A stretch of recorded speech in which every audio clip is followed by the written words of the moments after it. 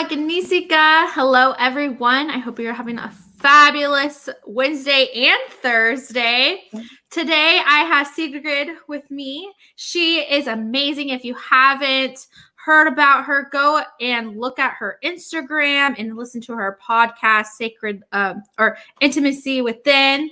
I'm so excited to have you and share this message with the world about how to unlock your full potential. And what is so important is when we unlock our full potential, it really gives us, the inspiration and power and clarity in our focus. So thank you so much for joining me today. And go ahead and tell everyone about you and what you do in your purpose of your leadership coaching. Mm-hmm. Thank you so much for having me here. It's such an honor and a pleasure. And if we haven't met yet, my name is Sigrid Tasies, and I am an embodiment in leadership coach, an author, a podcast host, a speaker, and also a forever student of the plant medicines. So what I do is integrating purpose and success in a way that supports leaders and entrepreneurs to really embody their message and their mission so that they can amplify their impact and the results in the world from a space of deep anchored purpose and emotional fulfillment.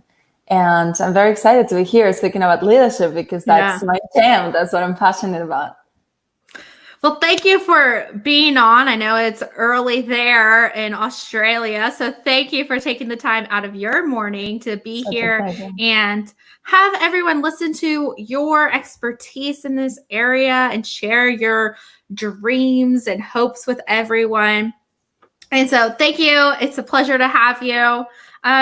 So let's just get right into it. Let's really talk about what it means to unlock your full potential. So in your field of work, what is the main thing people have to do to overcome their experiences so they can unlock that full potential?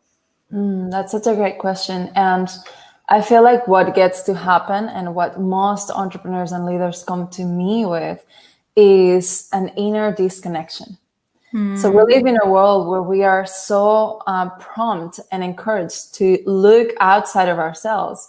And yet we aren't taught and guided to understand ourselves, to really heal whatever needs to be healed, to get to know who we are and what we truly want to do and how we want to lead in this world. And leadership is for everyone. You can be in leadership of yourself, in leadership in your relationship, in motherhood, fatherhood, at your job. You don't need to be an entrepreneur. You don't need to have a business in order to be in leadership. But I see this inner disconnection that happens. And a lot of people know that they want to create an impact. They know they want to support others or create a business, have a conscious way of living and leading. But the disconnection with themselves gets in their way to truly unlocking that full potential. So I feel like the first thing that needs to happen is to really regain that power within and to get to understand who we are, what are we here to do, what do we feel called to do, and what are all of the limiting beliefs, all of the insecurities, all of the fears, all of the traumas, and more often than not, all of the misalignments in our lives that are getting in the way of us fully being in embodiment of what we are here to do. I absolutely love that embodiment. That's such a powerful word because it means that you're going within, it's not just this surface level healing or transforming yourself. It's embodying it, becoming it. So that is so powerful. I love that you mentioned that.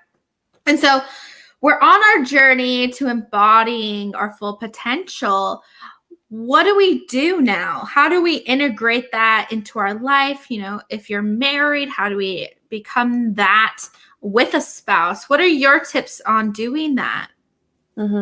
So the first thing that gets to happen in order to bridge that gap between who we want to be and who we actually are is making space to really get to know ourselves. And I get that life gets busy sometimes and we wake up in the morning and we have to choose what we wear and what we have for breakfast and do our hair or makeup or whatever happens before we get into work and then achieve things. And really this life that we live in the Western world is so fast paced that a lot of the times we don't know how to find this space to have time with ourselves. And a lot of the times as well, we fear that. We fear being alone. We fear asking certain questions. We fear looking at the parts of ourselves that we don't want to look at. But unless that happens, we can't get to that space of embodiment and unlocked potential. So the first tip and the first thing that I recommend everyone doing is really creating pockets of times to be with yourself. Even if you just sit in silence. It doesn't matter if you have 10 children and 3 husbands. Like really look at how can you create, even if you have to wake up 10 minutes earlier, how can you create a space where at least to start the day, you start connecting with yourself before you connect with everybody else. Because otherwise what happens is that we wake up and we turn on our phones and we have notifications and people are sharing things on Instagram. So there goes a comparison, gets triggered, or we have messages and emails and things to respond to. So we're allowing the world to come at us, but we never create space for us to come at the world. So there is this need of really create pockets of time to be with ourselves. So if someone listening, if any of you doesn't have a practice of really being with yourself, that's the first thing you get to do. Create, even if it's just 5 minutes in the morning, to be in silence, to breathe, and to choose an intention for your day. Because life's going to happen. And there's so much that we learn every day. But the majority of times, we're not aware of what we learn because we're not living intentionally. And something that's crazy is that it's actually scientifically proven that 90 to 95% of our daily thoughts are the same ones as the day before. They come straight from our subconscious. So if we don't start developing an awareness of who we are, what we fear, what we think, what beliefs we may hold on to, what happens is that less than 10% of our actions, reactions, behaviors, decisions are actually intentional. So it's very hard to live a life where we are really stepping into that full potential if we can intentionally and consciously choose it. So first things first, start making time to be with yourself and intentionally choosing what you want to experience, what you want to call into your life. I absolutely love that. I get up every morning and I meditate. You know, that's the first thing I do before I check my phone or even like get out of bed. You know, sometimes you have to stay there. And I know it's hard to do that. But once you start getting in the rhythm of it, it feels good. And if you miss it, it feels like your whole day falls apart, honestly. So I think that's important. Like we need to be aware of being, you know, just connected with ourselves, at filling out, okay, how am I feeling today? Okay, what is something I need to experience for me? You know, we are so driven by serving others that we forget to serve ourselves. And I think starting the morning off in that serving yourself space is going to open up so many doors for you. So I love that. I resonate with it. So let's talk about the importance of integrating meditation, integrating, you know, self-awareness, because that is honestly, you know, the first step to unlocking your potential. So what is your experience with that? I have such a long morning routine and practice, and I learned that the hard way. So I had a past in corporate, and I had a life in Barcelona, where I'm originally from. And my life was very much like that, fast. Wake up, check your phone, get ready to go to the office, and then after office, you probably go for a few drinks, and then get home, go to sleep, repeat. And it wasn't until I was blessed with an experience of anxiety and experiencing deep anxiety to the point where life just became very hard. And I had not ever experienced something like that I came in contact with a coach, and I started to learn the importance of really having those practices in place. So ever since I went into this path of really learning more about myself and meditation, taking up a practice. At the time I started yoga and things like that. And my life became a lot different because I was having those times and that intentionality with my life. But in saying that, when I started my business, and I know this happens for a lot of people, they're like, yeah, I can be calm on my holidays. I can be calm where I have, time off. Yeah. But when life gets busy, it's hard. And I learned this the hard way. When I started my business, my coaching business, I had so many beliefs around what success was like, what business was like, and how business was done, that even though I had all those practices and I knew how to meditate and I knew how to do the yoga and all of the things, I overworked and I put everything I thought was important and needed before my real primary needs. And through burning out 3 times in a year, I finally came to understand the importance of having that practice. So right now, I do have a practice where I meditate every morning and I journal every morning. I personally practice prayer, and I've learned from different elders from different cultures, indigenous cultures. So I have an altar and I pray at my altar every morning. And I start my morning with that intentionality. So it's definitely something that it's crucial that we do. But I know that for a lot of people listening, they might be like, well, I don't have an hour to start my day. Like my practice is like 2 hours every morning. Some people may don't have the time. But like you said, starting the day with meditation, just something simple that really creates that space is super important. And if you don't have, or it feels like meditating for 20 minutes is way too much, then just start with a couple of questions. Take a journal, take 3 deep breaths, and ask yourself, what is something that I want to let go of today? What is something that I want to work on letting go of or bettering? And what is something that I want to attract? What is something that I want to call in?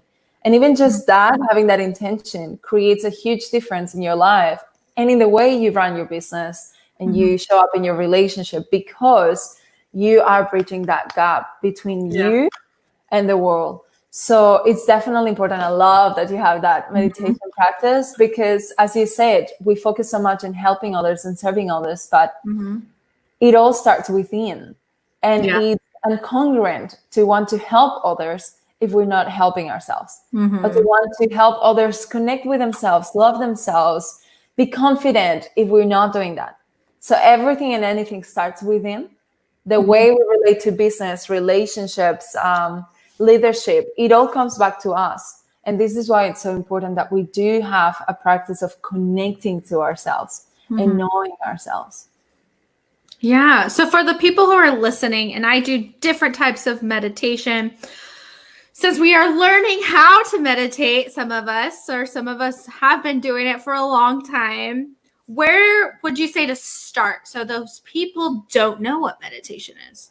Where would we start besides journaling? What is your go-to meditation that you would recommend for people to listen to? So I don't listen to guided meditations anymore. I practice Vedic meditation, which is an epic type of meditation, but you do need to do a 4-day training in order to learn how to do that meditation.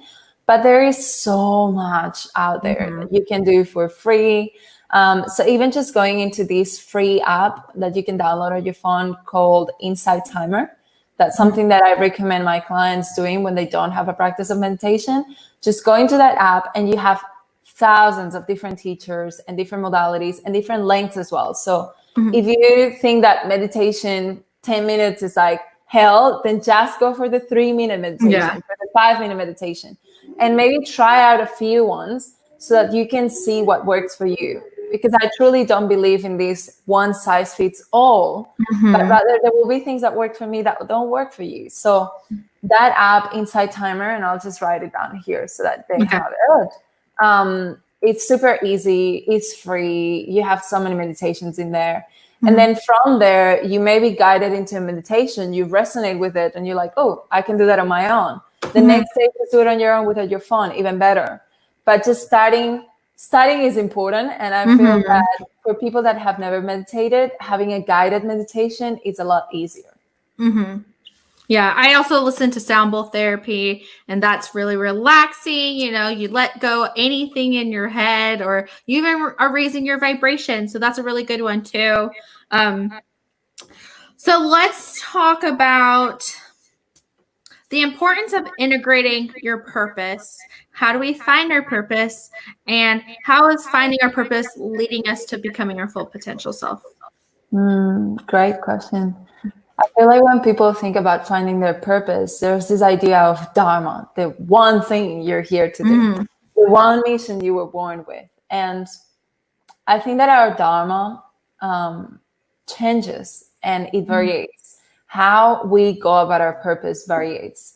But the thing that makes it easier to really get to know what our purpose in this present moment is to chip away the layers of conditioning that tells us that we can't be who we are.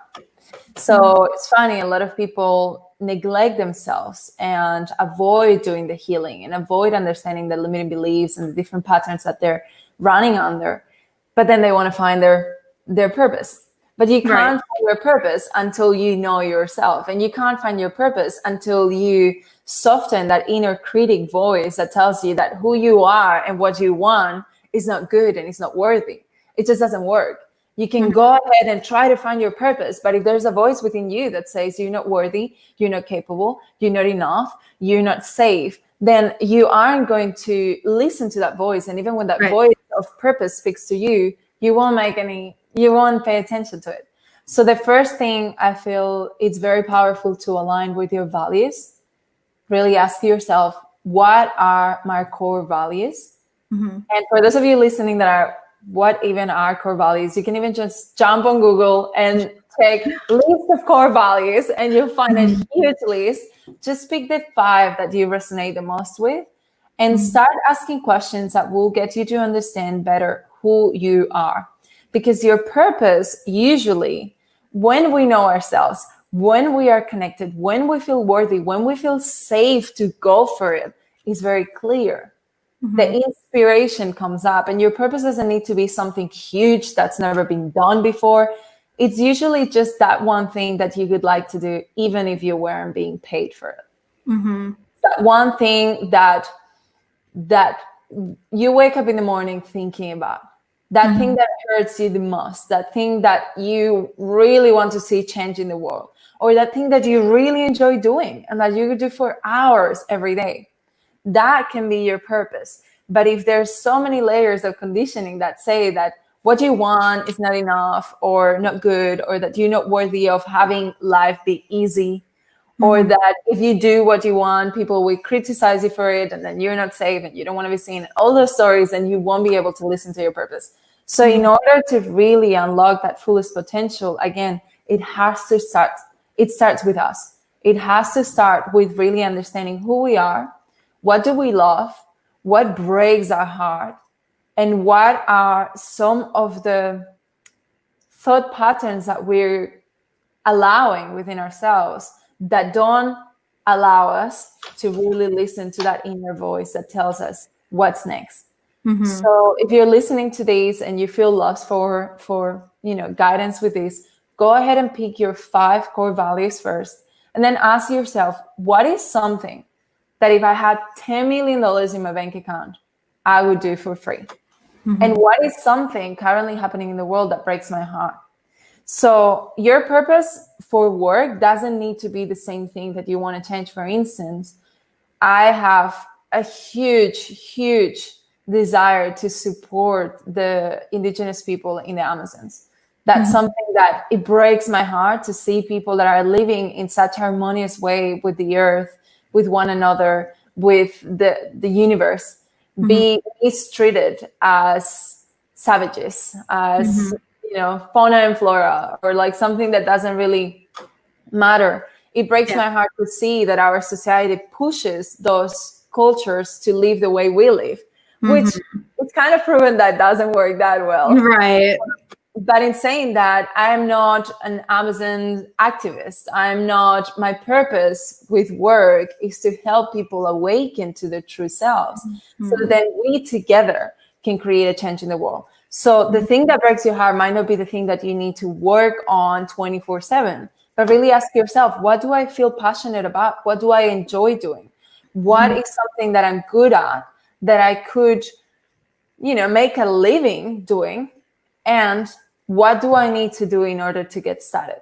And it's a long journey of really chipping away so many layers of conditioning, but it starts with you having the awareness of what it is that you want to do. If we don't know, we can't get started. And then you might be like me, having a business that is doing something different, not directly saving the Amazons, but so much of the money I make in my business goes back to supporting communities and getting people to understand the importance of supporting those communities as well. So you can bridge those worlds, but it all starts with you understanding, what is it that I want to do? What is it that I care about? Yeah, that is like so much gold nuggets right there. Everyone who's listening, comment below like what you're pulling out of this video, because oh my gosh, that is so inspirational and like I felt it. So oh my gosh, thank you so much. And let's think about something for a second. What does that look like when we all come together? We've all reached our full potential and now we're serving each other. What does that even look like? Because isn't that the whole point of becoming our full potential self? Well, if we all do that, I guess we haven't seen that yet. So how does it look like? I can tell you how I think it will look like and how I dream it will look like. I really think that there's a lot of things that get to shift in this world. And the majority of times, people act out of integrity because they don't feel safe to be themselves. I feel like when one is truly happy and truly in purpose, it becomes very clear and obvious that we get to love one another, we get to support one another, we get to give. But when we feel, I see it as the small self, like self with small s, and the big self, the higher self with capital S. And the majority of people nowadays, and I include myself, the majority of times I'm a human, and we live in this small self, which is all about me. And this is why really discovering your purpose and unlocking your fullest potential is so important, because it's not just about you. It will benefit your life and the lives of people that come into your space, but ultimately it will benefit the world. Because if I feel good and I'm no longer worrying about whether I'm good enough, whether I'm going to have money to pay the bills, whether I will be judged or celebrated, whatever, when I feel truly good, then I can have so much more to give from the overflow. If my cup is empty, I have nothing to give. But when my cup is full, from that overflow, I can give and serve a lot more. And if we all did that, then imagine the world that we could live in, where communities that are being marginalized and targeted by systems that don't support life on earth and don't support justice, don't support peace, are doing. We could all come together and get creative about how do we create a new way of living. Listen to the elders, to the people that know how to live in harmony with our environment, with the earth. Listen to the masters, the sages, the wise people that have been meditating and understanding so many concepts that we have never even asked ourselves. But that starts like that. So this is my biggest dream and my biggest vision is that ultimately there will be more conscious leaders, more intentional people living in their purpose, unlocking their fullest potential. And through that, we'll be able to recreate a society that really has everyone's needs and everyone's benefit in mind and at heart.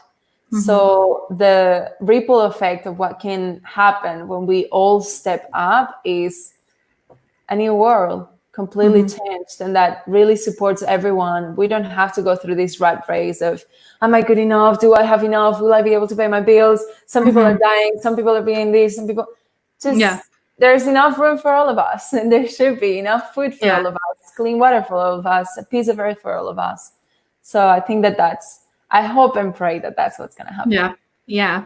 Like, comment below, everyone, what you're going to do today and tomorrow to set that intention to really unlock your full potential. Oh my gosh, thank you so much for being on today. You shared so much wisdom and it was extremely powerful. Is there anything else you would like to leave with the people who are watching? Well, for everyone that's watching, if anything resonated from this, if anything really landed, just make sure that you take it and run with it. like really apply it, because it's easy to watch a video and be inspired and be like, yes, Sigrid done it. They know what they're talking about. I really love this interview, but don't do anything about it. And a lot of the times we don't do anything about it because we think there's no point, but there is a point. And what you want to do, you finding your purpose, you healing yourself, you unlocking your fullest potential matters. It's important. And it will change your life, and it will change your family's lives, and it will change your clients' lives, and it will change the world ultimately. We are at a time on earth where we need conscious leaders more than ever. So whether you are an entrepreneur and you consider yourself a leader, or you're someone having a regular 9-to-5 job and leading your family, you matter, and your purpose matter, and your happiness matters. So really take whatever resonated the most with you from this interview and make sure that you apply it. See how it feels. See what this can create for you. Yeah. Thank you so much. That was beautiful. Everyone, comment below if you're catching the replay so we can say hello to you. And oh my gosh, it was a pleasure interviewing you. I enjoyed this interview so much, and I hope everyone's taking something from it and actually taking action and applying it into their life on a conscious level. I hope you all have a wonderful rest of your day or evening, wherever you're at, and we will talk to you later. Lots of love.